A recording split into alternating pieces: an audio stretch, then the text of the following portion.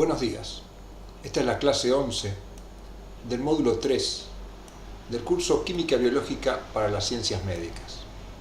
Este es un curso organizado por el Departamento de Docencia del Centro Universitario de Estudios Medioambientales de la Facultad de Ciencias Médicas de la Universidad Nacional de Rosario. En la clase de hoy trabajaremos sobre el tema ácidos nucleicos, concentrándonos en la estructura, características y propiedades del ADN. Como ya hemos visto en clases anteriores, las proteínas son biomoléculas de los organismos vivos, caracterizadas por estructuras que pueden ser fibrosas o globulares, que en general crean una estructura tridimensional. Estas proteínas, representadas esquemáticamente acá por una línea con diferentes recovecos y vueltas, vista a nivel molecular, no es otra cosa que una secuencia de aminoácidos donde cada una de estas porciones representa un aminoácido, o también llamado residuo de aminoácido, que se une al aminoácido siguiente por lo que se conoce como unión peptídica, que involucra el grupo amino de un aminoácido y el grupo carboxilo de la otra. Las proteínas son una secuencia lineal de aminoácidos, como podemos representar acá esquemáticamente una serie de aminoácidos como la leucina, valina, alanina, etc. A esto se denomina estructura primaria. ¿Cómo se determina esta estructura primaria de una proteína? Es básicamente en base a lo que se conoce como información genética. Todos los organismos vivos contienen información para construir sus proteínas con una estructura primaria definida. Y esa información genética se encuentra almacenada en una de las macromoléculas de los organismos vivos conocido como ácidos nucleicos.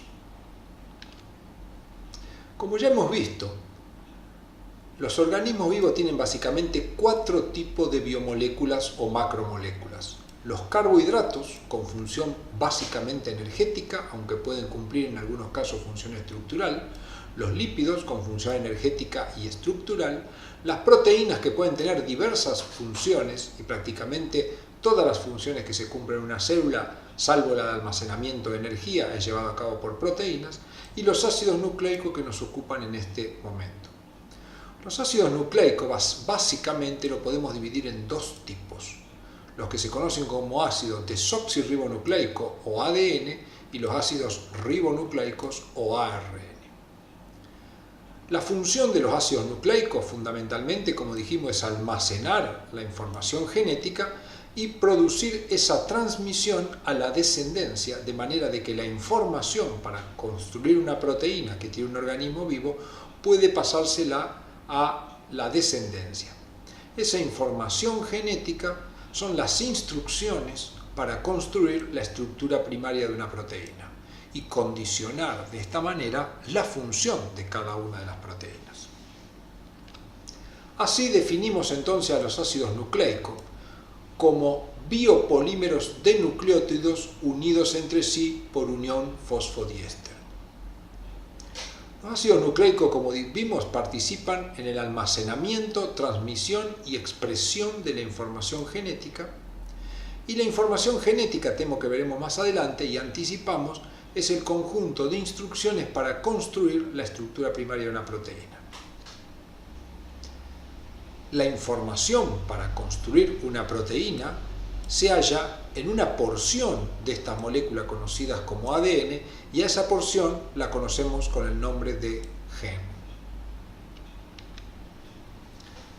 Continuamos con la estructura ahora de los nucleótidos.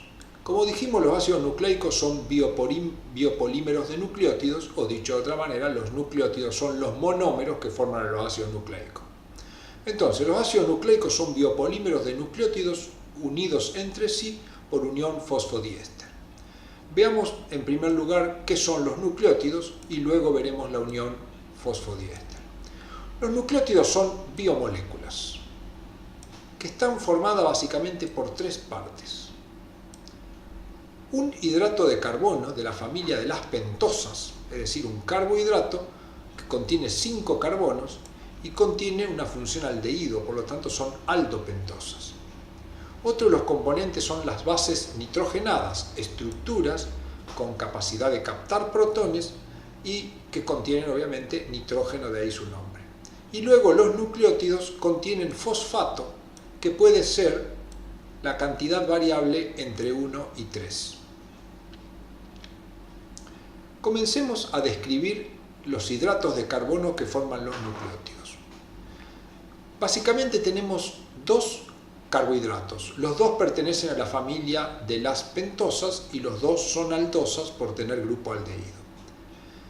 El primero que vamos a describir es la desoxirribosa. La desoxirribosa, como vemos acá, tiene, este es el carbono 1, este es el 2, el 3, el 4 y el 5. De ahí el nombre que es una pentosa. Y lleva el nombre de desoxirribosa porque en la posición 2 no tiene oxígeno. Recordemos las posiciones que se enumeran con una prima, 1', 2', para distinguirlo de la numeración de las bases nitrogenadas que no llevan prima. La ribosa es exactamente igual que la desoxirribosa, pero en la posición 2', como podemos ver, tiene un oxidrilo y no solo hidrógeno como tenía la desoxirribosa. Este es el carbono 1', al igual que en la desoxirribosa, y este es el 5'. Importante que vayamos distinguiendo básicamente el 1', el 5' y este que sería el 3', que son de extrema importancia en la estructura de los ácidos nucleicos. Pasemos ahora a las bases nitrogenadas. Las bases nitrogenadas son estructuras heterocíclicas, es decir, ciclos formados por carbonos y otros átomos que en general, en este caso, son nitrógenos los que forman parte del ciclo. Esta es la adenina, pertenece al grupo de las bases púricas. Las bases púricas tienen dos anillos, uno de 5 miembros y otro de 6 miembros fusionados entre sí. A la adenina la representaremos en color rojo y con esta estructura ya veremos por qué. Como podemos ver, contiene acá un grupo amino. La guanina es otra base púrica formada por dos ciclos, igual que la adenina, donde cambian sus sustituyentes y la representaremos en color celeste con esta estructura. La citosina pertenece ya a las bases pirimídicas. Como podemos ver, es un solo heterociclo de 6 átomos que tiene habitualmente sustituyente grupo cetonas y grupo amino, que representaremos esquemáticamente de esta manera.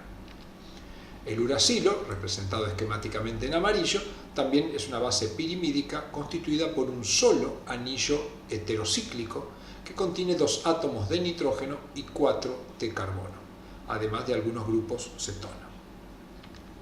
Y la timina también es una base pirimídica que es muy parecida al uracilo y que representaremos de esta manera. ¿Cómo se unen los componentes de un nucleótido? Bueno, acá tenemos la pentosa, en este caso ribosa. Acá tenemos una base nitrogenada, en este caso adenina, y acá tenemos un ácido fosfórico que se van a unir. El ácido fosfórico se une siempre en el carbono 5' de la pentosa y la base nitrogenada se une en el carbono 1'. Por lo tanto, cuando la base nitrogenada se une en este carbono, nos quedará esta estructura, una pentosa unido a la base nitrogenada. Esta estructura lleva el nombre de nucleósido. Luego el fosfato lo podemos unir en la posición 5 por un enlace éster con el oxidrilo que se encuentra en ese carbono. Cuando se une, esta estructura era un nucleósido, ahora al tener fósforo se denomina nucleótido y como tiene un solo fósforo, este es el nucleótido monofosfato. Como la base nitrogenada es adenina, lo podemos nombrar así, la A de adenina, la M de mono y la P de fosfato. Por lo tanto, esta molécula es la adenosina monofosfato, más fácil como AMP.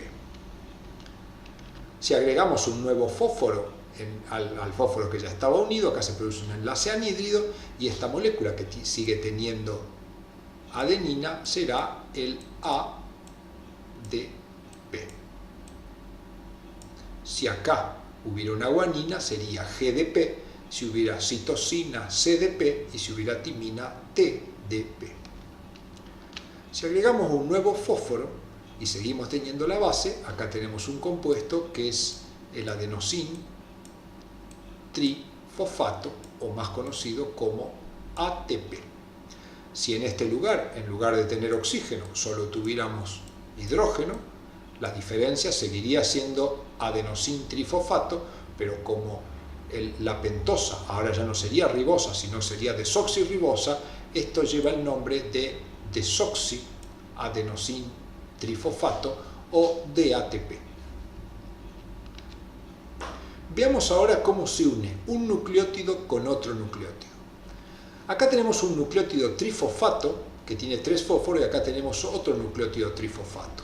Lo que ocurre es que entre el oxidrilo del grupo fosfato unido al carbono 5' de un nucleótido se produce una unión con el carbono 3' del otro nucleótido. Se une este carbono con este carbono a través de un fósforo que va a formar una unión éster por acá y una unión éster por acá.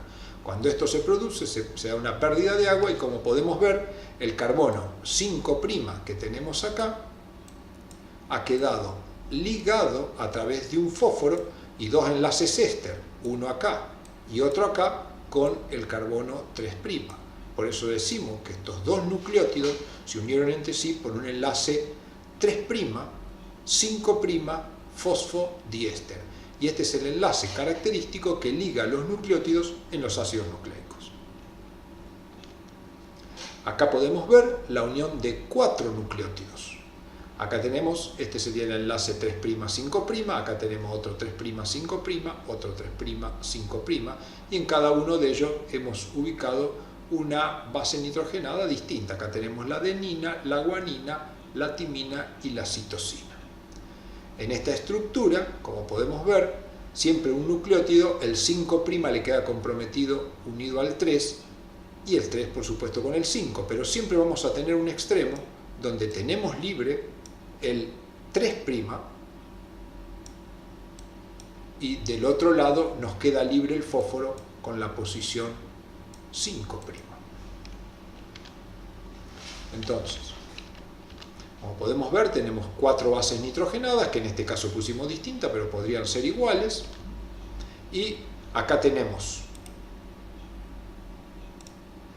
el extremo 3', como dijimos, porque ha quedado libre, es el único que tiene libre el oxidrilo de la posición 3, y acá tenemos el extremo 5', donde ha quedado libre el oxidrilo o bien unido al grupo fosfato. A esta secuencia habitualmente se la nombra, como convencionalmente, contando desde el 5' hacia el 3'. Por lo tanto, esta secuencia sería CTAG, por C por citosina, T de timina, adenina y guanina. Esta misma secuencia que tenemos dibujada la vamos a ir simplificando para progresar en nuestro tema. Cada base nitrogenada, en lugar de dibujarlo con todos los, cada pentosa, en lugar de dibujarlo con todos los detalles, vamos a dibujar como un pentágono. Los grupos fosfato van a ser una P con un círculo y las bases nitrogenadas vamos a tener la citosina representada de diferentes colores y con diferentes formatos. Entonces esta sería nuestra estructura, en este caso sería un tetranucleótido y acá tendríamos el extremo 3' y acá arriba tenemos el extremo 5', como ya hemos visto.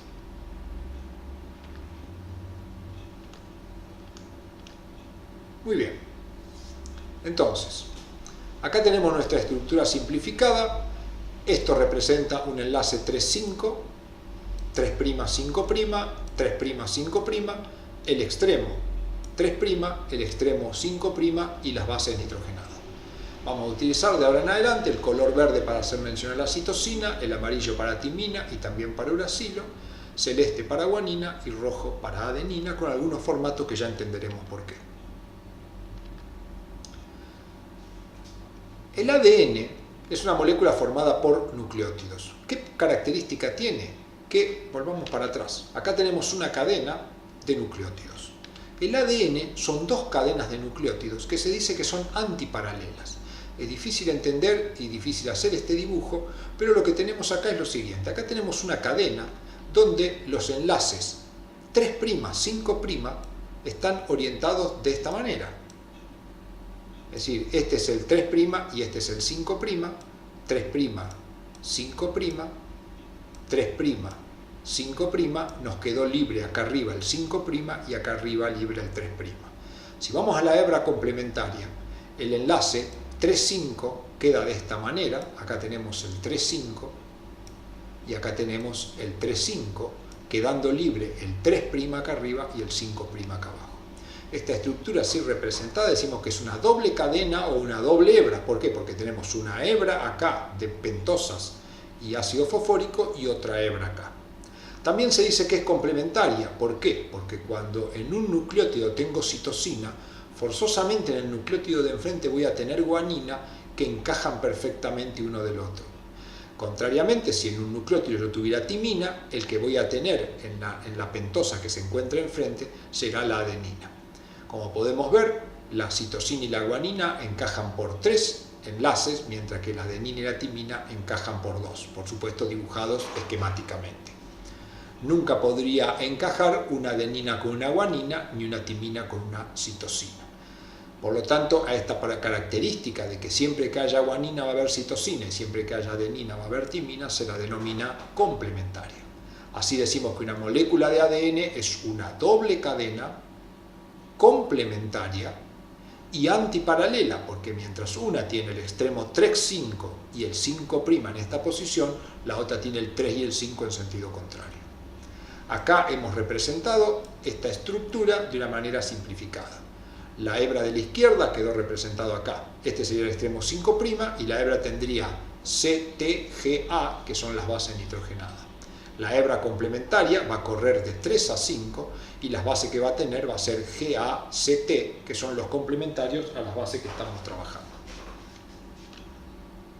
Acá vemos por qué se da la complementariedad entre adenina y timina. Acá tenemos una adenina y acá tenemos una timina. Son capaces de establecer un puente de hidrógeno entre el grupo amino y el oxígeno y entre este grupo amino y el nitrógeno. Y nada más que 2 puentes de hidrógeno, que representamos esquemáticamente de esta manera. Contrariamente, la guanina y la citosina pueden establecer 3 puentes de hidrógeno, como podemos ver acá, y que representamos esquemáticamente de esta manera. Así, cuando simplificamos aún más la molécula de ADN, esto sería una molécula de ADN donde representamos únicamente las bases nitrogenadas y vemos siempre que una base verde se complementa con una base celeste y una roja con una amarilla y nunca existe otra posibilidad. Utilizaremos en adelante dibujos mucho más simplificados de esta manera, donde sabemos que cada uno de estos colores está representando una base. Por supuesto, acá no están representadas las ribosas ni los fosfatos que sabemos que existen. Llamamos par de base a 2 bases complementarias, donde una se encuentra en una cadena y la otra en la otra cadena. Y llamamos codón o triplete a 3 bases consecutivas que se encuentran sobre una de las cadenas de la molécula de ADN o de cualquier otro tipo de ácido nucleico. Como veremos a continuación, entonces la molécula de ADN para nosotros será esto. Cuando veamos amarillo, rojo, verde, estamos viendo diferentes bases nitrogenadas. Acá tenemos la representación del ADN, 5'3", 3'5", antiparalelo, doble hebra. Como anticipamos, la información dentro de esta molécula está en información para formar proteínas y esa información está almacenada en porciones que llamamos gen. El gen es una porción de esa molécula. El gen también tiene cerca de esa porción una porción que ya veremos que se denomina promotor y dentro del promotor una serie de estructuras conocidas como caja. En este punto es donde empieza la información para sintetizar una proteína y de ahí, si vamos mirando esta hebra del 5', si vamos desde el 5' hacia el 3', hablamos de corriente abajo, mientras que si vamos del 5' hacia el otro lado, si vamos del 3' en sentido 5', se llama corriente arriba. Y eso lo tendremos en cuenta cuando veamos los procesos metabólicos que sufre el ADN.